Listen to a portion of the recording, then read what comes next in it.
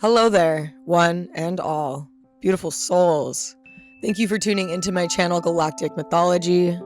I'm your host, Liz Christie, a galactic and evolutionary astrologer, myth weaver, and seeker of the unseen. Here on my channel, Galactic Mythology, we dive deep into celestial archetypes, cosmic cycles, and mythic threads that shape our personal and collective lives. Every week on Thursday, I produce a weekend forecast known as the Weekend Goddess Report. This report, the one you're tuning into right now, thank you for tuning into the Weekend Goddess Report for May 9th through May 12th. We will dive into what this weekend has in store for us soon.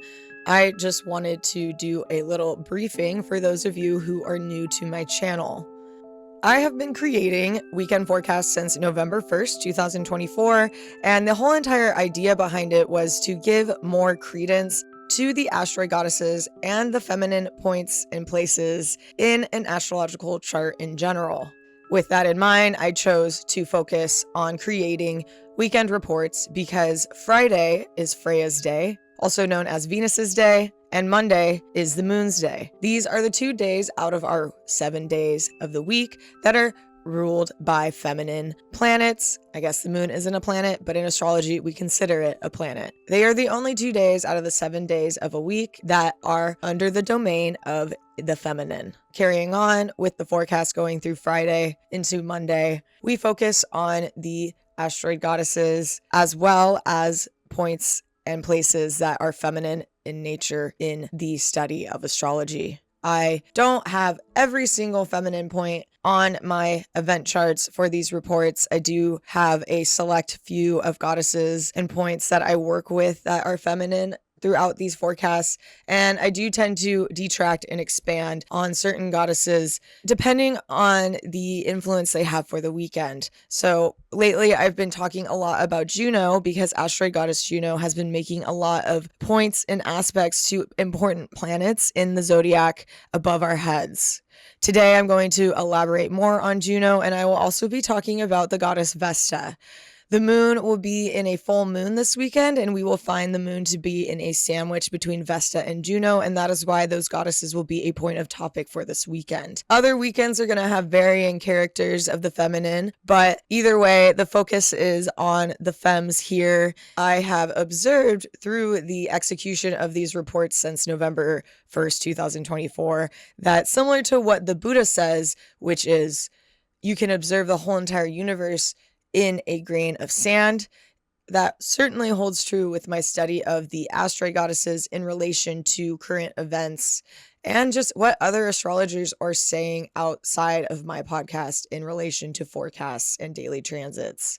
Yes, I focus on the femmes. I do talk about the other planets that are masculine, but the focus is female, and it is extremely parallel to what others are coming up with in the astrological field in regards to forecasts. Now that is out of the way, without further ado, let's dive into May 9th through 12th, 2025.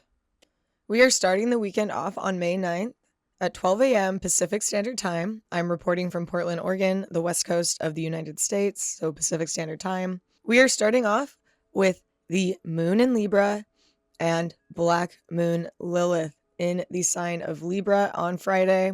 Black moon Lilith and the moon will be making a transit into the sign of Scorpio by Monday, May 12th, the day of our full moon. This is significant because, as I mentioned last weekend, Black Moon Lilith, Hecate, Vesta, and Juno will all be in the sign of Scorpio, a sign that has to do with rebirth. We have a gaggle of ladies hanging out here for the next 5 months, essentially until Pluto stations direct sometime in mid-October. This brat pack, we could say, of Dark Moon Lilith, Hecate, Vesta, and Juno will be with each other in the underworld, transmuting and redefining what it is to be sacred feminine. This is a really great opportunity for us collectively to redefine the sacred feminine. We have Juno, a goddess who has to do with commitments. We have Vesta, a goddess that has to do with purity and spirit. And then we have Hecate, a goddess that is the mother, maiden, and crone.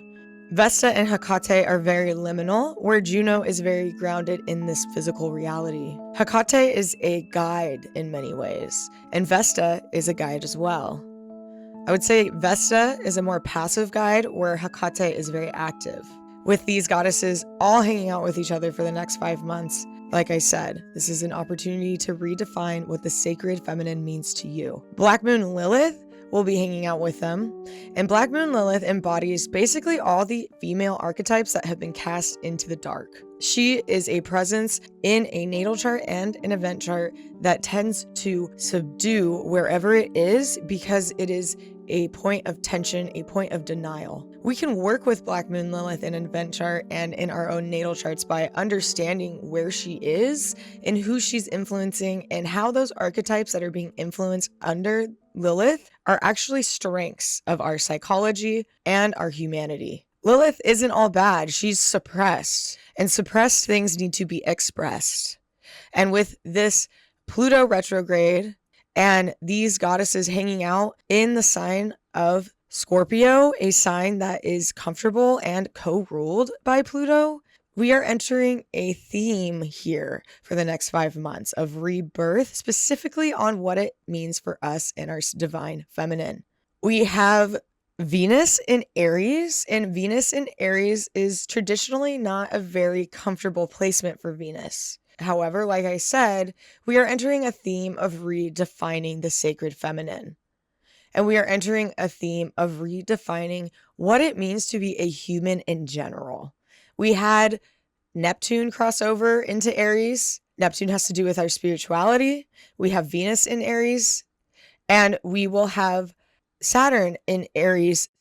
We do have some time before Saturn comes to conjunct Neptune at the 0-degree point of Aries. It will occur next year, 2026, in February, around the 20th of the month. So we have some time to really redefine what that sacred feminine is for us individually and then collectively. One thing that I've been noticing about these Aries transits, such as Neptune ending a 200 and some odd year cycle around the zodiac, finishing in Pisces and now re-beginning in Aries, is that once these planets get further into the sign of Aries and closer to Taurus, things become physical. Ideas become tangible. So right now, we are incubating. Some things have already become tangible. Let's talk about Uranus and Taurus. Uranus is a planet that takes about 7 years to complete a full 30-degree segment of a zodiacal sign. We've had Uranus and Taurus for about 6 years. It is in the later decan, the third decan of the sign of Taurus. It will be in the sign of Gemini securely in 2026. Think about the last 6 years. Think about how your habits of spending have changed and how your demeanor has changed when you go to a grocery store. That is physical change, okay? And that's what I'm trying to tap into with talking about these outer planets, Neptune, and soon to be Saturn, which is technically not an outer planet, but it is the bridge at which the outer planets become outer, because Saturn is our limit, okay? Before Uranus, and then we have Neptune and Pluto, which are traditionally our generational planets, our outer planets, okay? But once Saturn gets into Aries at that 0 point, we will be in a place of potential where we are putting down the roots and creating the ideas and understanding the spark and energy of what is to be born once Neptune gets into Taurus in about 12 years. Saturn is going to come and make a conjunction with Neptune in 2026 on February 20th. That is only going to be the beginning of what is going to come. We are redefining our physical bodies. And it's starting from an exploration of the divine feminine and what has been outcasted in a way that is no longer needed for this new world, this end of confusion that we are entering. It's going to be several years, but we are going to be getting that ripple. We're going to see the foreshadowing of physical things to come by the time those planets reach Taurus, those planets such as Neptune and Saturn. Neptune moves really slow. It takes about 14 years for Neptune to transit one full sign, whereas Pluto, for example, can take anywhere from 18 to 20 years to transit a sign. So we have the next 12 years basically to theorize and spark some new innovative ideas that redefined what it means to be a human being, what the spirit of a human being is.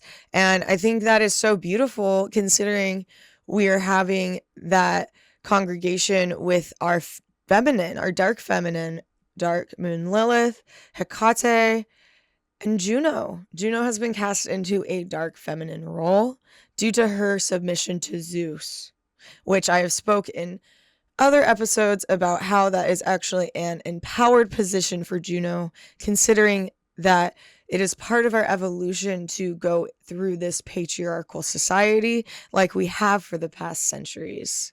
Juno was the matriarch before Zeus, and she did decide to take his hand in marriage and therefore dethrone herself as the matriarch and allow the patriarch to take its full bloom. We are at the end of a patriarchal cycle. We are at the end of the age of confusion. The only way we're going to make sense of any of this is if we ignite our imaginations and trust the process here. We have Vesta, who is a guide, like I was saying, a passive guide that really asks us to think about the things that are kindling our spiritual flames. Vesta is in the sign of Scorpio, making her extra out of the ordinary and into the unknown. These goddesses are challenging us to reimagine a new feminine, to reimagine a new connection to that. And I'm going to talk about esoterica in the sense that every single human being is involved in the law of polarity. It is a natural law, okay? There's always going to be an opposite, male and female. Just because the term negative is being used to describe a female in this law of polarity does not mean that the female is lesser. Because the male body produces a positive charge does not villainize the negative charge that the female body naturally holds. Of course, this is not a conversation of transgenderism. What I am saying is this is a law of polarity all the way to the core essence of how nature works. You can still choose to change your gender if you identify as for example, a woman and you are in a male's body. Your pronouns are still she, hers, and you are still a woman. Biologically, though, if you are in a male body, you are producing a positive charge, whereas a female, by birthright, produces a negative charge. If you are a femme-bodied person who identifies as a man, your gender pronouns are still he, his. But esoterically and fundamentally, your body is emanating a negative charge where a male body is emanating a positive charge. It's a law of polarity. Obviously, there's a lot of nuances and subtleties to the transgender conversation. And I, for one, believe that anyone who identifies and individuates in a gender that is different from what is on their birth certificate has the right to do that. That is a part of their individuation, but it will not go against the laws of polarity in nature, okay? This is a very nuanced conversation. We are redefining the feminine collectively right now with this congregation of Black Moon Lilith, Hecate, Vesta, and Juno in the sign of Scorpio, okay? We are transmuting what it means to be feminine. We are rediscovering the feminine in the man that is in the men that identify as men, okay? Every man has an internal feminine and every woman has an internal masculine. That is also the law of polarity. Every single person in their highest octave is actually transgender. And that's even controversial to say. I myself identify in my female body and I use the pronouns she, hers. But I do identify with a lot of masculine characteristics and I do identify as being a more balanced expression of the male and female qualities. Enough about me. This is a conversation to really consider though, because we don't want to villainize men and women. We don't want to create an us versus them. The whole point of this evolution is to alchemize and unify us as a human species. Okay? So let's bring it back into this weekend, May 9th through May 12th. We're going to have a full moon in Scorpio, and that full moon in Scorpio is going to be sandwiched between Vesta and Juno. This full moon will occur around 9:55 a.m. Pacific Standard Time, Monday, May 12th. We will be feeling the applied energy of this full moon throughout the weekend, with the moon traveling from its start on May 9th in Libra through the sign of Scorpio. There could be an inclination this weekend to want to hang out with females in general, to have spirited conversations. It really dive into the stereotype of what it means to be feminine this weekend. We're in Taurus season, which is a season ruled by Venus, who is undebatably a goddess that is the epitome of feminine beauty, charm, wit, and charisma. This is a weekend to express yourself in all that is stereotypically feminine, surrounding yourself in beauty, smelling the flowers, dressing up nice, cleaning your house, talking about your feelings. Being in groups is a very feminine thing. One way that we will be able to dream up this new feminine is by taking this weekend to plant the seeds of what we would like a healthy divine feminine to look like on a collective level. And we will be able to do that on a microcosm this weekend if we choose to go out and be with femmes, to be with women, or to be with men that are exercising their divine feminine. It is a very supportive weekend. And traditionally, full moons are a time of gathering, because if we go back to when we did not have electricity, people would congregate and gather and have parties under the full moonlight because they can see. Just like how in the summer, when the days get longer, people tend to have more energy all the way up into the sun setting. For me, in the Pacific Northwest, the longest day of the year, the sun doesn't set until about 10 p.m. And my energy is up basically from the second the sun rises and then sets at 10 p.m., which is a drastically different amount of time than how it is in the winter, where the sun sets at 4 p.m. and I am very tired at 7 p.m. Okay, so traditionally, through our collective as a human species, it is a prime time to gather on a full moon because of the light and the natural energy and cycles of our lives and our bodies and how they respond to light.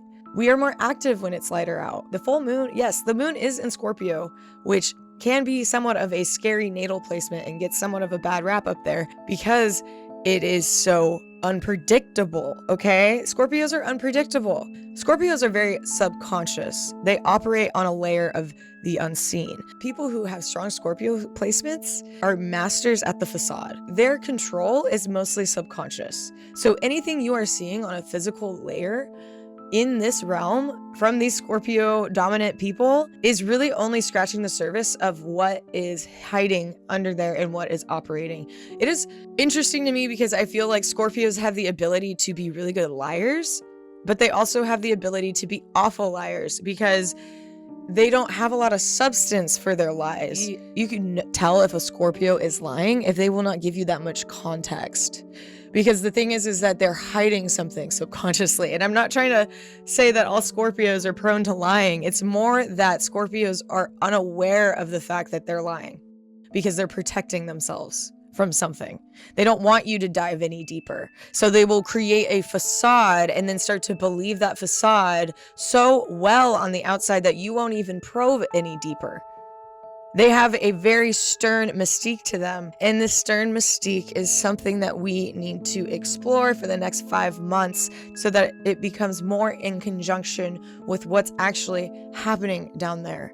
Scorpios are explosive, okay? Like they're attuned to the nuclear bomb, plutonium. That's why I feel like they get a bad rap, is because if they don't have their subconscious in check, they're essentially a ticking time bomb for someone to figure out that they're not fully in their truth. And then they basically sting you with their stinger and then run away and hide. And then they have to take that interaction and think about it and process it and then come back to the community. And hopefully the community is willing to forgive them. But that's the whole journey of this sign, this archetype. Scorpio is a sign of rebirth, okay? It has 3 symbols: the scorpion, the eagle, and the phoenix. That's a lot for one sign. And these goddesses, Hecate, Black Moon Lilith, Vesta, and Juno, are hanging out in the sign of rebirth, and they are going to go through many metamorphoses over the next 5 months as Pluto is retrograde, okay? Aquarius is a fixed sign, and that means it is at a natural square to Scorpio.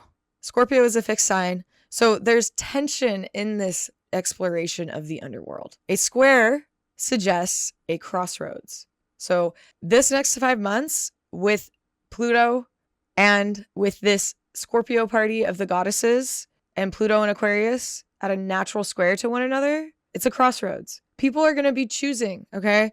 The division is only growing because the people who do not integrate this lesson, this divine lesson that we are moving into as we end the age of confusion, are going to be apparent, okay? Don't waste your time with people that are not going to move with you on this new divine path. In fact, be confident in your ability to discern what is right for you and what is wrong for you. And you will find your community. You deserve to be with like minds. We deserve to evolve by using the law of polarity intentionally to alchemize and transmute into the next level, because we are on a spiral up. And right now, we are setting the foundation for that spiral up. And come 2026, when Saturn comes to meet Neptune in Aries at that 0 potential point degree, your community will be with you. And you will see how this moment, this weekend, how you choose every day is building this future. This future that will be so physical and so unavoidably tangible by the time these outer planets, Neptune, enters Taurus, okay? Because we got Uranus in Taurus right now. And this full moon this weekend is conjunct Uranus. So this is to do with the future. This is planting seeds for our future. What you do this weekend, what is illuminated under this Scorpio full moon with Vesta and Juno right next to each other, is insight for your future. So listen up, even if it's mundane. Get out there, interact with people.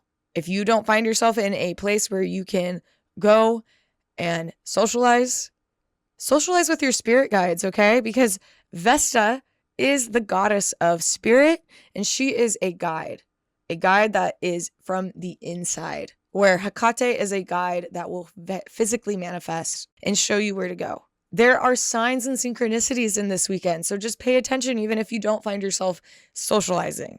You are communicating with the universe always. Always. You're never alone. And this weekend, you will be reminded of that if you are willing to experiment with communicating with your environment in general, whether there's a physical person there or not. Juno is opposing Uranus this weekend, and she's been opposing Uranus for the last 3 weeks. Reflect on the last 3 weeks. What are commitments that are shifting in your life? Embrace it. Embrace the change. All good things change. If something doesn't change, that's your first red flag, okay? Because cycles are natural. We are born and then we die. Mother, maiden, and crone, Hecate. Do not cling to what is not working. It is not healthy. And the universe is showing you what needs to be purged. So get out there and purge it. Let it go. It's a really awesome, beautiful time. I hope you enjoyed this weekend. And if you would like to connect with me outside of this podcast, I do offer astrology consultations. You can book an astrology consultation with me through my website, galacticmythology.com. And you can also support me by purchasing an intuition kit, which is a product I developed a couple months ago to inspire people to communicate with their higher selves and the universe more. This kit contains a crystal pendulum, a pendulum mat, and a pamphlet. The crystal pendulum I hand selected. The pamphlet that instructs you on how to use the pendulum I wrote myself. And the pendulum mat is of an illustration that I drew myself and then silk screened. So this is a kit that is essentially a piece of art that is also interactive and intended to sharpen your intuition and therefore your communication with the universe at large. I'm offering my podcast listeners 20% off this intuition kit, which is listed as $55 on my website, galacticmythology.com. This 20% off knocks off $11, making these kits $44. Just be sure to use promo code podcast20 at checkout when you purchase your intuition kit. I'm not offering a discount on my astrology consultations, but I do offer a few different price points depending on what you can afford at this time. Thank you all for listening to the end. Please like, comment, and subscribe Share this work with your friends, and you'll hear from me next weekend. Bye.